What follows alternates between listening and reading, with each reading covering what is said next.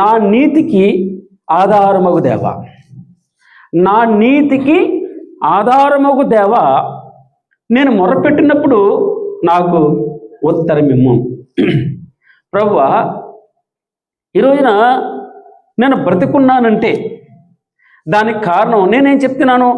నా దేవ నీవే.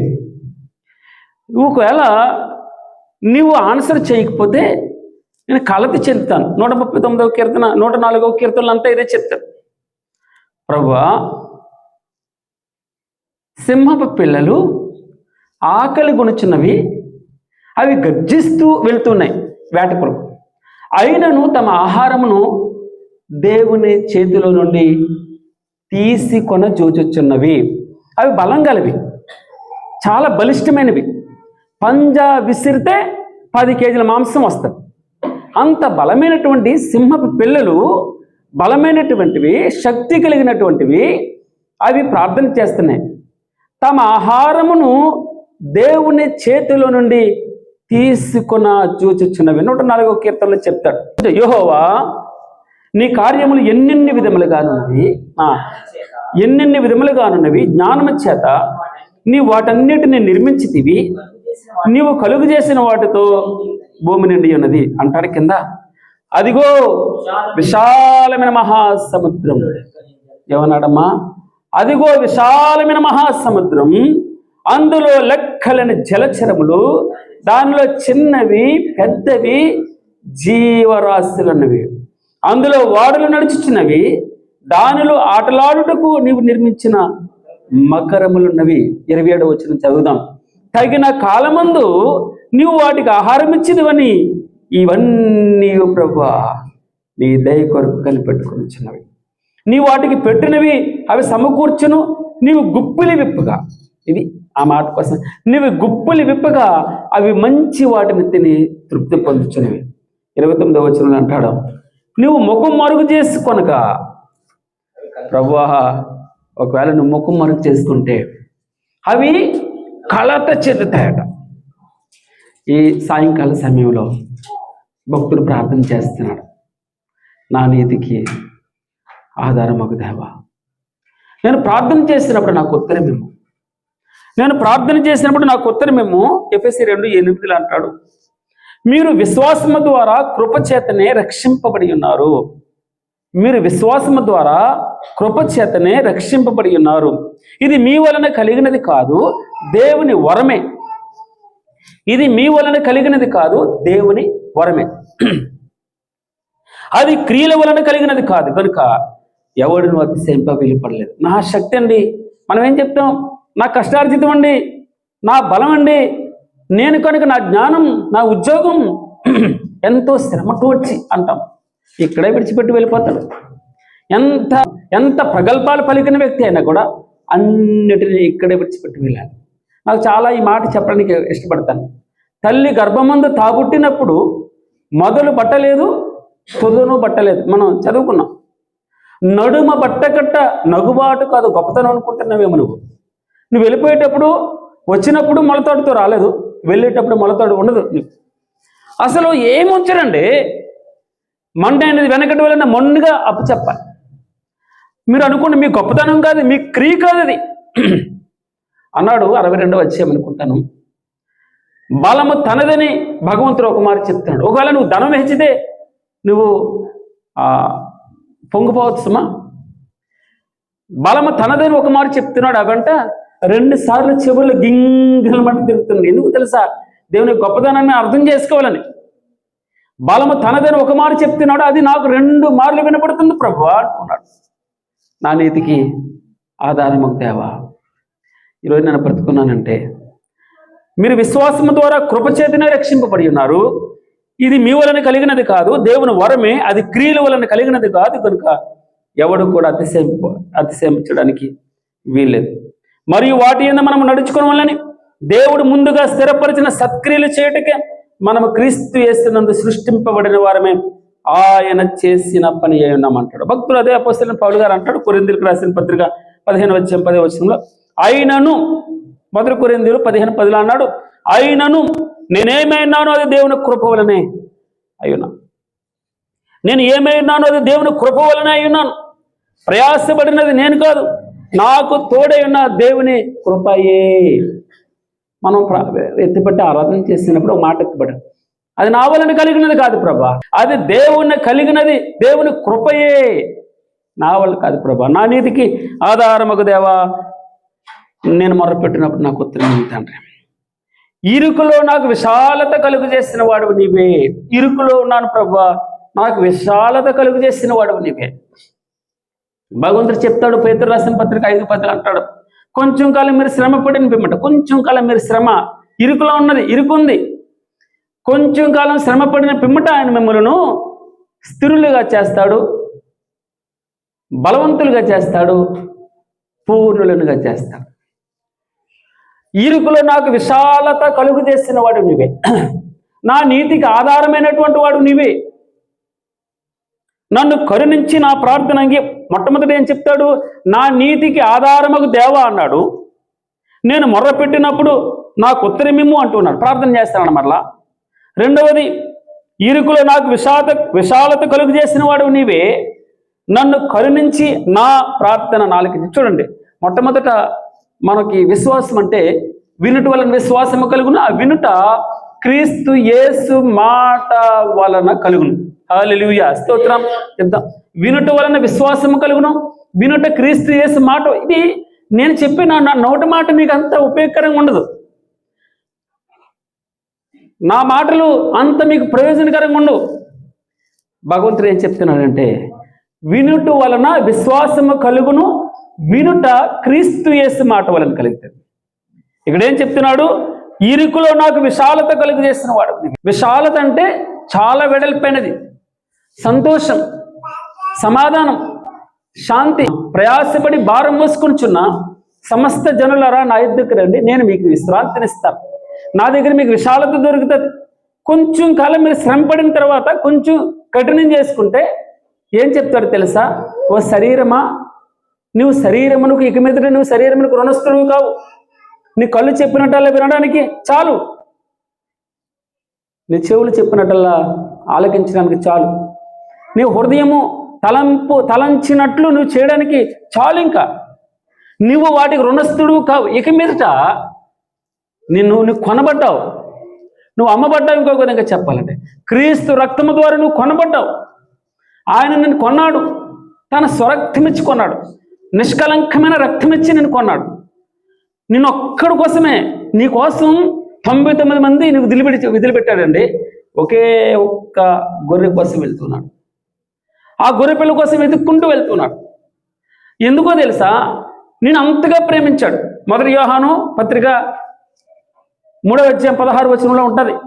ప్రేమ ఎట్టుదో నీకు అర్థం కావాలంటే ఆయన నిన్ను ఎంతగా ప్రేమించాడు, ఎంత వెలపెట్టి ఆ వెల అమూల్యమైన క్రీస్తు రక్తం.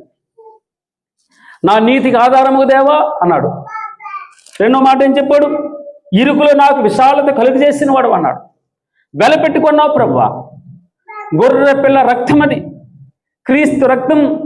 మొదటి పేతురు చెప్తాడు, అమూల్యమైన మొదటి పేతురు 1:18 అనుకున్నాను, చదవను బ్రదర్.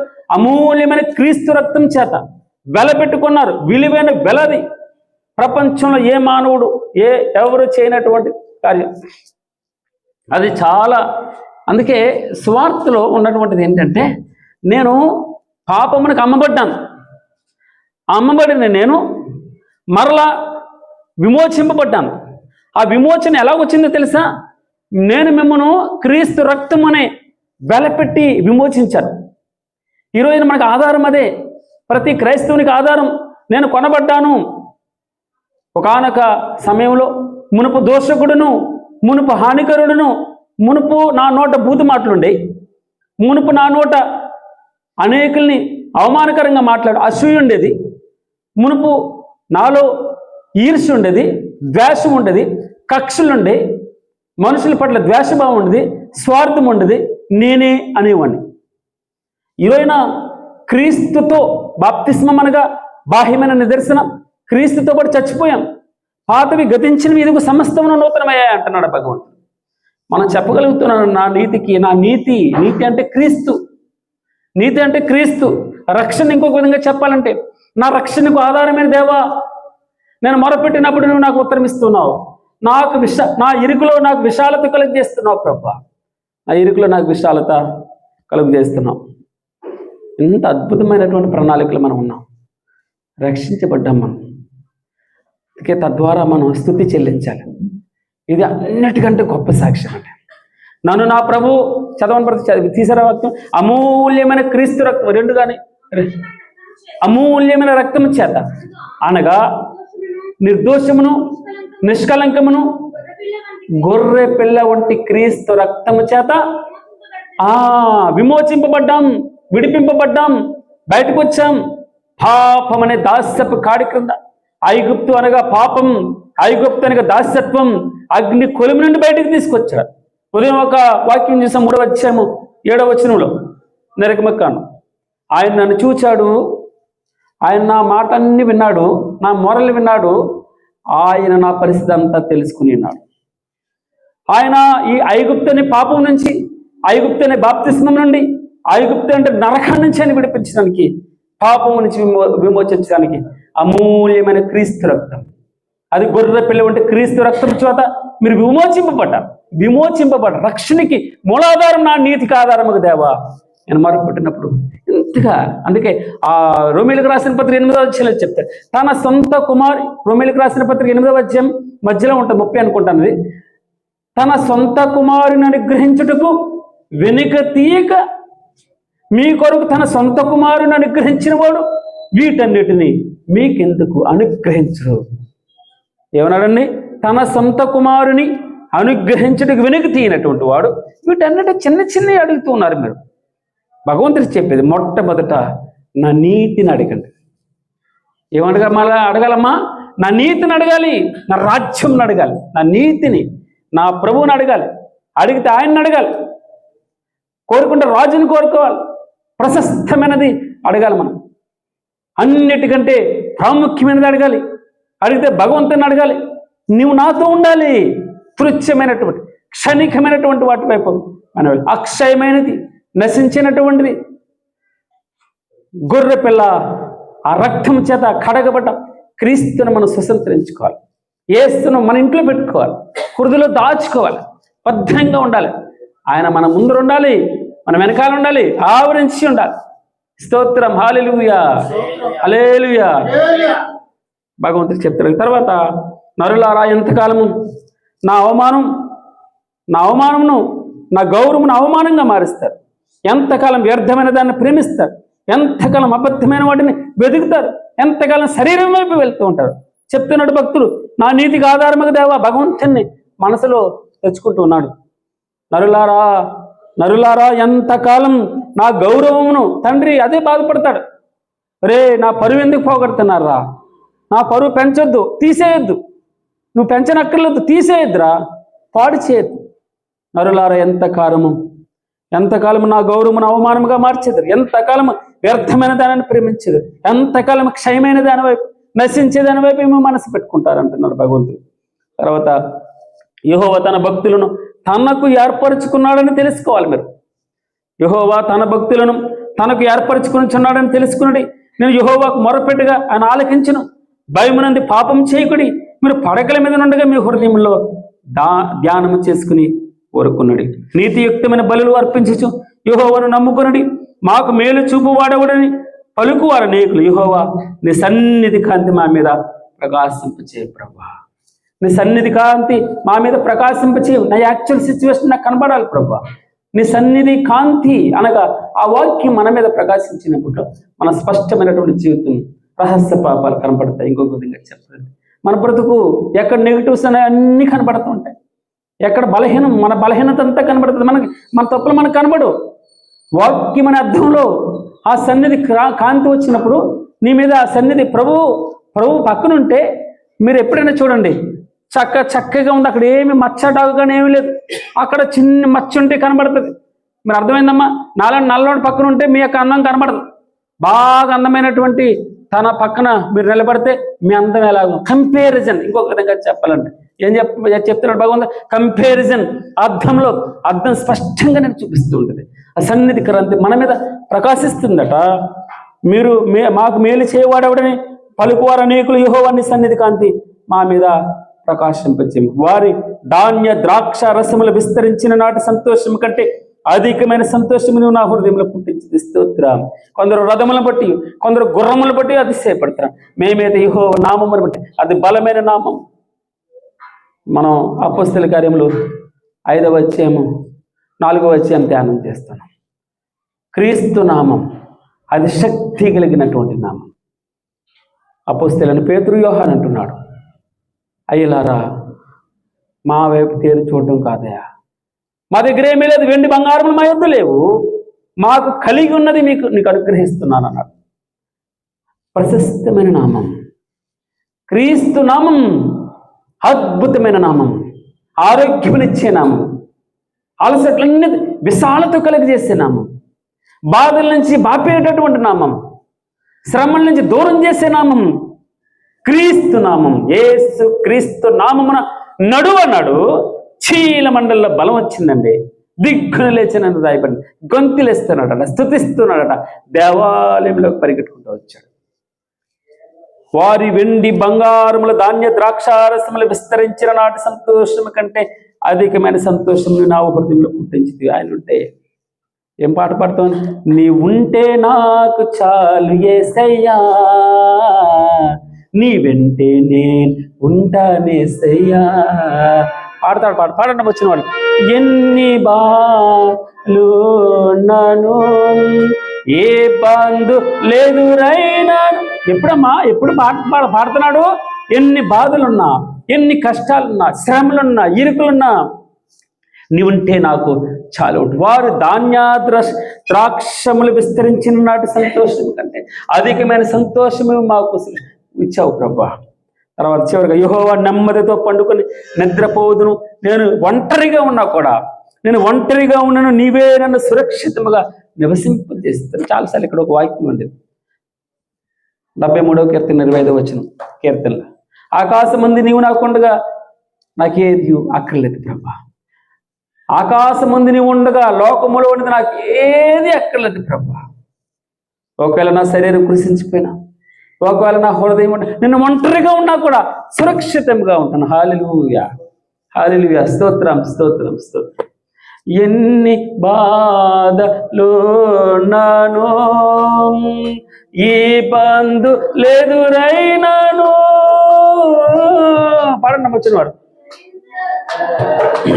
మోచిన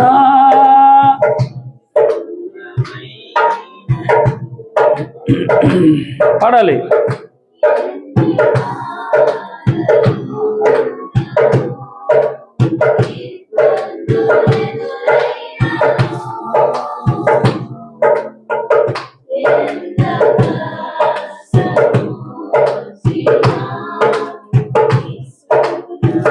చాలా ఎంత కష్టం వచ్చినా, ఎంత ఇబ్బంది అయినా, ఇరుకులైనా కూడా ఆయన అంటాడు ఒంటరిగా ఉన్నాం. కొన్నిసార్లు ఆయాసం అనిపిస్తుందమ్మా. ఈరోజైనా నా నీతికి ఆధారమగు దేవా, నాకు ఇరుకులే విశాలత కలిగి చేసిన వాడా. చివరిగా అన్నాడు భక్తుడు, నేను ఒంటరిగా ఉండినను సురక్షితంగా నివసిస్తాను ప్రభా. ఎందుకో తెలుసా? నీవు నాతో ఉన్నావు తండ్రి, నీవు నా కొండగా. లోకంలో ఏది అక్కర్లేదు ప్రభా. క్షయమైనది నశించేది, లోకంలో తుప్పు పట్టేది, లోకంలో చెదలు పట్టేది, మన్ను అనేది వెనకటి వల్ల మొన్న అయిపోయేది, మట్టి అయిపోయేది. ఇంకొక విధంగా చెప్పలేదు, మనుషులు డబ్బు చెదలు పడుతుంది, బంగారం తుప్పు పడుతుంది. మీరు ఆలోచించారు, అన్నీ నశించిపోతాయి. అక్షయమైనది అన్నాడు. అక్షయమైనది క్రీస్తు నామం. హల్లెలూయా.